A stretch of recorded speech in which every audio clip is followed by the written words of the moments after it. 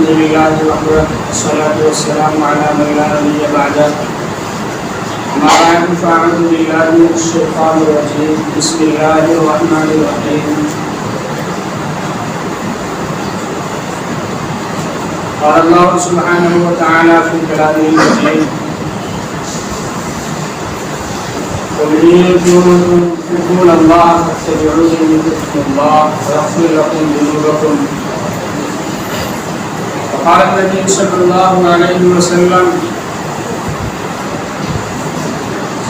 والذي نفسي بيده لا يؤمن أحدكم حتى أكون أحب إليه من والده وولده وفي رواية أنس والناس أجمعين أو كما قال عليه الصلاة والسلام. معزز و مکرم بزرگان دین اور طالب علم بھائیوں، کسی شاعر نے کیا ہی خوب کہا ہے، جس کے دل میں عشق محبوب خدا حاصل نہیں، جس کے دل میں عشق محبوب خدا حاصل نہیں، لاکھ مومن ہو مگر ایمان کامل نہیں.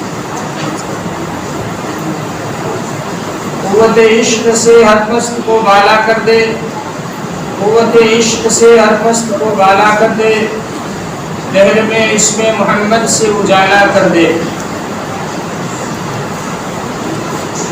نبی اکرم صلی اللہ علیہ وسلم کی محبت،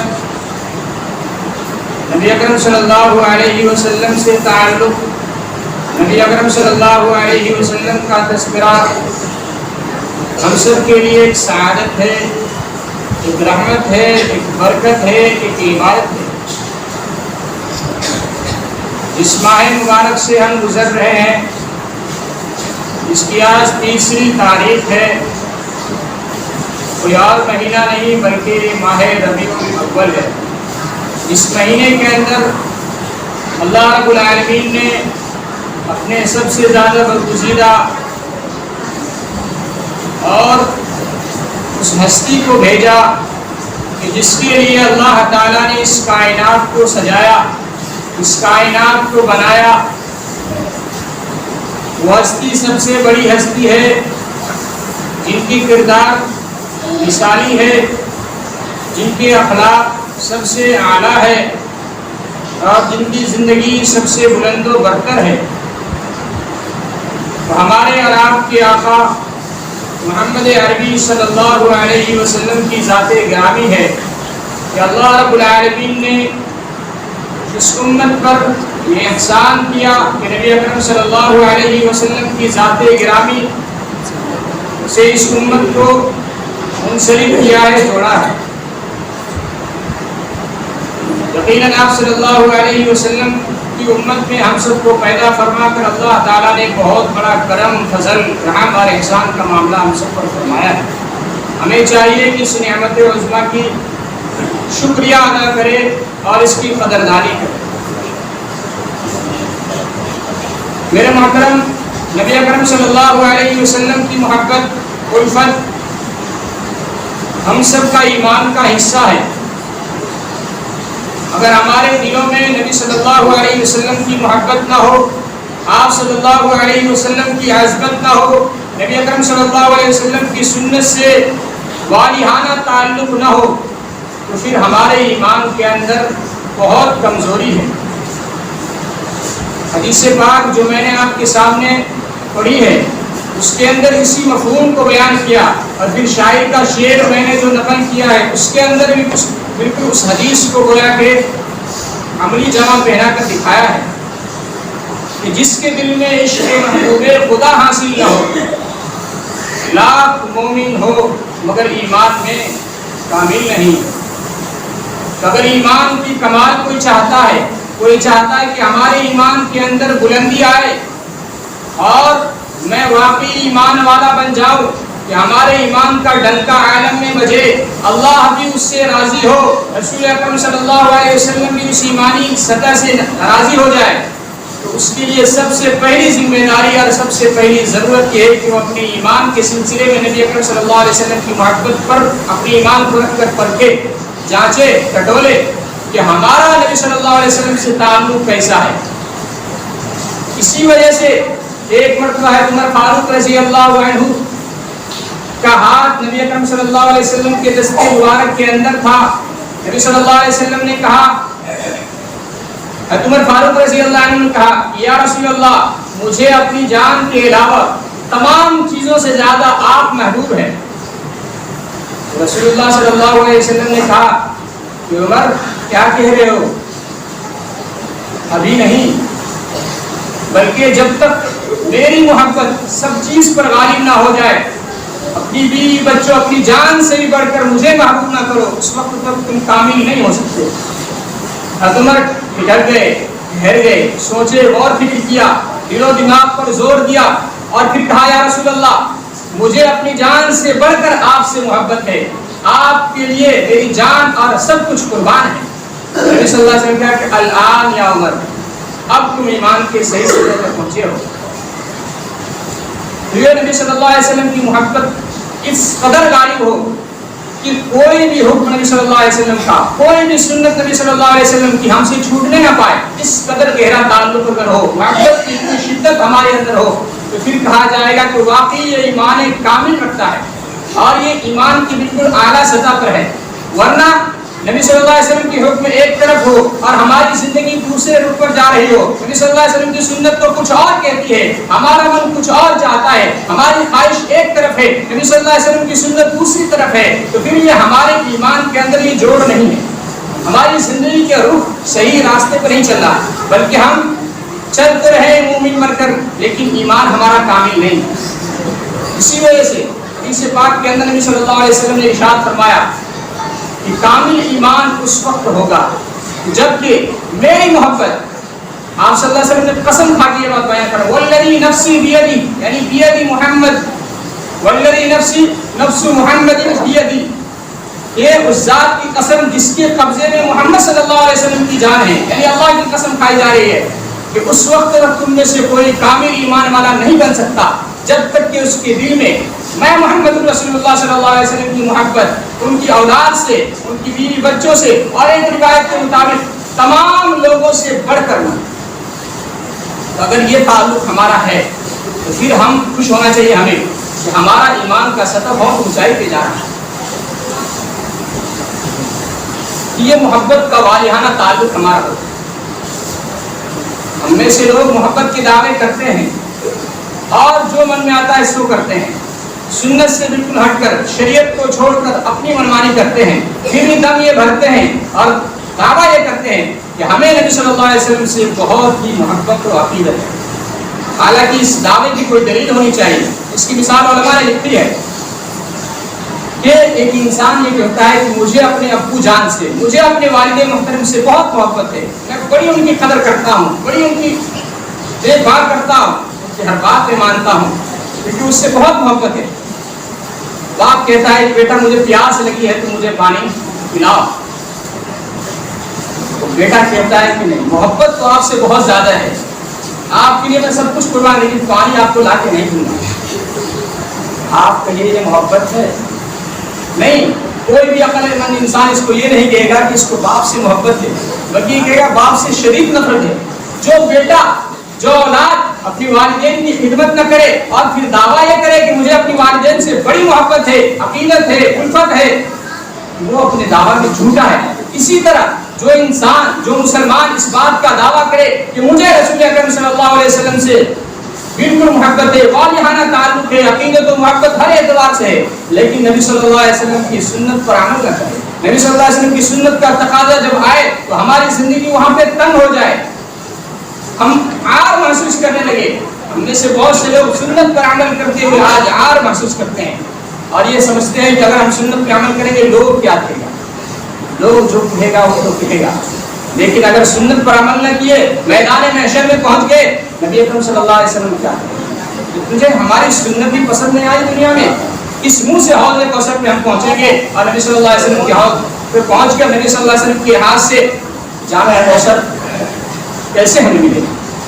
بہت ہی مشکل کام ہے. تو میرے محبت کا تقاضا ہے کہ ہمیں نبی صلی اللہ علیہ وسلم کی سنت پر عمل کرنے کی توفیق ملے اور ہم سنت پر عمل کرنے والے بنے. محبت کی کئی ساری کوالٹیز اور قسمیں ہیں. ایک تو انسان طبیعی اعتبار سے محبت کرتا ہے, ایک انسان عقلی اعتبار سے محبت کرتا ہے, اور ایک انسان ایمانی اعتبار سے محبت کرتا ہے. طبیعی اعتبار سے ہر انسان کو, ہر والدین کو اپنے بچوں سے محبت ہوتی ہے, فطری محبت ہوتی ہے. دل یہ چاہتا ہے کہ بچوں سے, اولاد سے محبت کی جائے. صحابہ کرام کو اس سے کہیں پڑھ کے اپنے نبی صلی اللہ علیہ وسلم سے محبت کی. اسی طرح عقلی محبت, انسان عقل کے اعتبار سے محبت کرتا ہے. طبیعت نہیں چاہتی ہے کہ محبت کی جائے, اس چیز کو پسند کی جائے, لیکن عقل یہ کہتی ہے کہ نہیں, اس چیز میں تمہارے لیے بھلائی ہے, اس کے اندر تمہارے لیے کامیابی ہے, اور انجام کے اعتبار سے یہ بہت بہتر چیز, اس وجہ سے اس سے محبت کرو. مثال, کوئی نہیں چاہتا کہ ہمارے جسم کے اعضاء کٹے, کوئی نہیں چاہتا کہ ہمیں دوائی کھانا پڑے, ڈاکٹر ہمارے جسم کو چیر پھاڑ کرے, لیکن جب ڈاکٹر سمجھاتے ہیں کہ آپ کے اگر ایک ہاتھ کو ہم کاٹ دیتے ہیں تو اس سے کینسر آپ کے دوسرے ہاتھ میں نہیں پہنچے گا, آپ صحیح سالم ہو جائیں گے, آپ کی صحت اچھی ہو جائے گی. تو انسان اپنے عقل کی بات مان کر, اپنی طبیعت کے جبر کر کے کہتا ہے نہیں. پھر ڈاکٹر سے محبت ہوتی ہے, ان کی دواؤں سے محبت ہوتی ہے, اور وہ جو کچھ کہتا ہے اس سب کو تسلیم کر لیتا ہے. ایک محبت ایمانی ہے, ایک محبت ایمانی ہے. وہ ایمانی محبت ہے کہ جس محبوب سے ہمیں محبت ہے, ان کی ہر بات کو اپنی عقل پر, اپنی طبیعت پر ہم غالب کر کے ان سے محبت کریں. ہماری عقل بھلے نہ مانے, ہماری طبیعت بھلے تیار نہ ہو, لیکن ہمیں رسول اکرم صلی اللہ علیہ وسلم سے محبت ہے تو بالکل وہ ہے, اور اس طرح محبت ہے کہ ہم نبی صلی اللہ علیہ وسلم کی سنت پر عمل کرنے والے بنیں گے. جس طرح صحابہ کرام کو محبت تھی. حضرت عمر فاروق رضی اللہ عنہ کا آپ نے واقعہ سنا, انہوں نے کہا یا رسول اللہ, اپنی جان کے علاوہ سب چیز سے زیادہ. آپ صلی اللہ علیہ وسلم کہا نہیں. پھر انہوں نے کہا یا رسول اللہ, میری جان سے بھی بڑھ کے آپ ہے.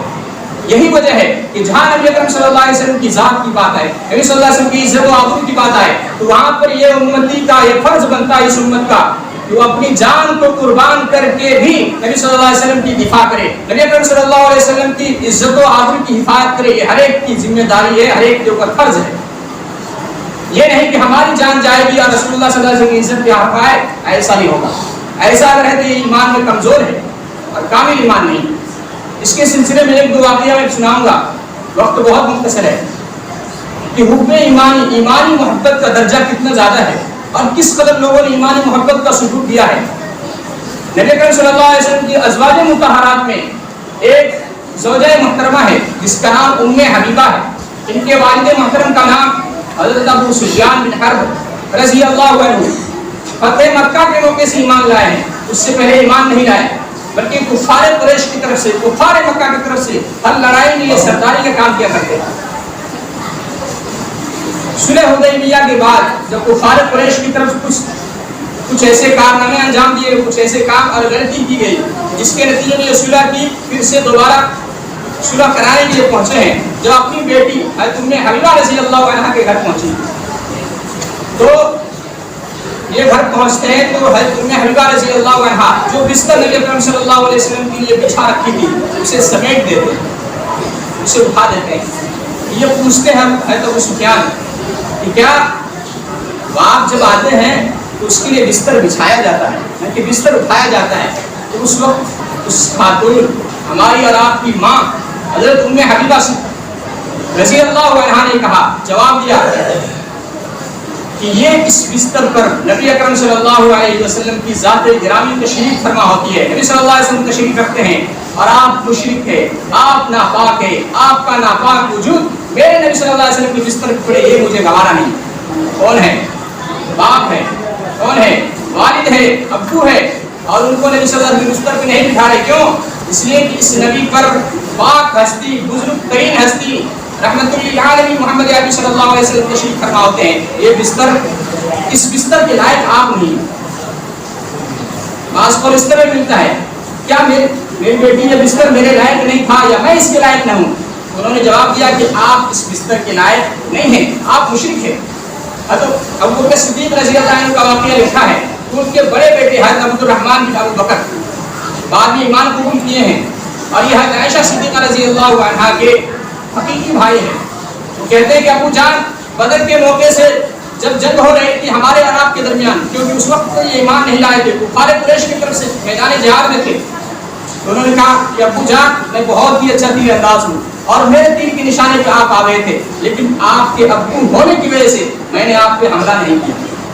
حضرت ابوبکر صدیق رضی اللہ عنہ کا جواب سنی، انہوں نے کہا کہ بیٹا یہ تو اچھا ہوا کہ میں تیرے نشانے پہ آیا تھا، اگر تو میرے نشانے پہ آتا، کیونکہ تو نبی اکرم صلی اللہ علیہ وسلم کی مخالفت میں تلوار لے کے میدان میں آیا تھا، نبی صلی اللہ علیہ وسلم اور مسلمان کے خلاف جنگ کرنے کے لیے آیا تھا، اگر تو میرے نشانے پہ آتا اور میرے سامنے آتا تو میں تجھے زندہ نہیں چھوڑتا، میں تجھے زندہ نہیں چھوڑتا۔ یہ ایمان کی محبت ہے، ایمانی محبت ہے جس کا تقاضا یہ ہے کہ انسان سب کچھ قربان کرتے، ہر چیز پر، اپنی عقل پر، اپنی طبیعت پر، اپنی فطرت پر، ہر چیز پر نبی صلی اللہ علیہ وسلم کی محبت غالب ہو، اور اس قدر محبت ہو کہ جب محبت کا تقاضا آئے، جب سنت پر عمل کرنے کی باری آئے تو سب کچھ پیچھے ہو جائے اور نبی صلی اللہ علیہ وسلم کی ذات گرامی آگے ہو، اور اس کے لیے انسان ہمہ وقت تیار ہو۔ ہماری مرضی کوئی مرضی نہیں، ہماری چاہت کوئی چاہت نہیں، ہماری رائے کوئی رائے نہیں ہے۔ جب شریعت کی رائے آ جائے، شریعت کی مرضی آ جائے، شریعت کی چاہت آ جائے تو اس وقت ہماری رائے قربان ہو، ہماری ذات قربان ہو، ہماری بات قربان ہو، ہماری منشائی سب کچھ قربان ہو جائے، اور اس وقت بات وہ چلے جو اللہ چاہتا ہے، کیونکہ اللہ تعالیٰ نے اس بات کی گارنٹی لی ہے کہ اگر تم میرے محبوب سے محبت کرو گے یحببکم اللہ، اللہ تم سے محبت کریں گے۔ یہ نہیں کہا کہ تم اللہ کا محبوب بن جاؤ گے، اللہ سے محبت کرنے لگ جاؤ گے، بلکہ اللہ تعالیٰ نے بہت ہی اچھا انداز اپنایا ہے۔ قل ان کنتم تحبون اللہ فاتبعونی یحببکم اللہ، نبی صلی اللہ علیہ وسلم آپ اعلان فرما دیجئے کہ اگر تم اللہ کا محبوب بننا چاہتے ہو، اللہ کے محبوب بندہ میں شامل ہونا چاہتے ہو، میری اتباع کرو، کیا فاتبعونی، مجھے مانو، مجھے فالو کرو، میری سنت میں چلو، تو کیا ہوگا؟ یحببکم اللہ، اللہ تم سے محبت کریں گے، تم سے محبت کریں گے، تم سے محبت کریں گے۔ ایک صحابی رسول ہے، اس کا واقعہ سنا کے بعد ختم۔ جنگ بدر ہوئی ہے، اس صحابی کو دھوکے سے کفار قریش نے گرفتار کیا۔ واقعہ بڑے دردناک ہے، بہت لمبی چوڑی تفصیل میں نہیں جاؤں گا، بلکہ میں مختصر انداز میں بیان کرنا چاہتا ہوں کہ محبت اس کی دل میں کیسی ہے، اس کو آپ اندازہ کیجئے، پھر ہم اپنی محبت کا جائزہ لیں کہ ہم کیسے محبت کرنے والے ہیں۔ عامر بن سعید ایک صحابی ہے، یہ اس وقت ایمان قبول نہیں کیے تھے، وہ کہتے ہیں کہ کفار قریش نے اعلان کیا کہ میں فلاں صاحب کو ہم لوگ قتل کریں گے، لہٰذا تمام لوگ مکہ کی بالائی حصہ تنعیم کی طرف چلے اور اس منظر کو اپنی آنکھوں سے دیکھے، تاکہ مسلمانوں نے جو جنگ بدر کے موقع سے ہمارے آبا و اجداد بڑے بڑے سرداروں کو مار دیا، اس کا بدلہ ہم چکا سکیں۔ یہ عامر بن سعید کہتے ہیں کہ اس وقت میں نوجوان تھا، بالکل توانا تندرست تھا، میں لوگوں کو پھلانتے ہوئے آگے پہنچ گیا، بالکل آگے سے پچھلے صف میں کھڑا تھا، اور میں یہ سارے منظر بالکل قریب سے دیکھ رہا تھا کہ حضرت خبیب بن عدی، صحابی کا نام حضرت خبیب بن عدی رضی اللہ عنہ، ان کو گرفتار کیا، تکلیف کی گئی، پھر اس کو کیا کہتے ہیں شہادت کے لیے میدان میں لایا گیا، اس کو قتل کریں گے اور اس سے اپنا بدلہ اور اپنے خون کی پیاس بجھائیں گے۔